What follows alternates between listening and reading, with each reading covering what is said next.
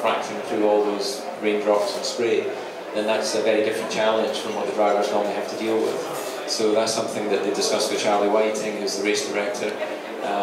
And if it looked at all like it was giving the drivers some issues, then they would put the safety car out. You know, no one likes to see racing under safety car conditions, but on street circuits you have to expect it. Certainly we've had safety cars here in the past in dry races, and if it's wet, then you just have the difficulty of recovering cars when they go off into barriers. But you know, I just think from the driving point of view, the drivers love this track, they love the challenge. Physically, it's very tough. They've actually asked for the race to be shortened because you know, a normal European Grand Prix might be an hour and 20, an hour and 30 minutes. Most of the time you're just sitting on a straight.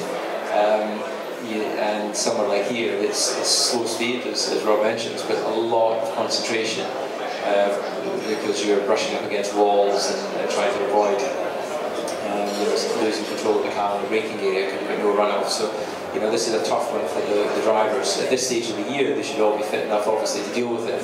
But for someone like Bruno Senna, who's new to racing with Renault this year, I expect about 60% into the race, he'll just be exhausted, no matter how fit he is, because it's just relentless in a Grand Prix car. The corners keep coming here. So, I remember after this race in 2008, my heels were both swollen because I was pushing so hard, trying to stabilise myself in the car. So I've got good control over my pedals. So expect to see a few tired drivers after the race on Sunday. Which makes them a pretty cheap date when they go out to the nightclub later at night. So if you want to buy a racing driver a drink, do it Sunday after a race, not on a weekend they're not racing, because after a Grand Prix, obviously, they don't drink as much. Well, thanks, DC, for putting things in perspective. I think we're all very excited about the possibility of crowning a world champion on Sunday. I think what's more important is that the race goes well for everybody involved. Can you please give our three gentlemen applause, ladies and gentlemen?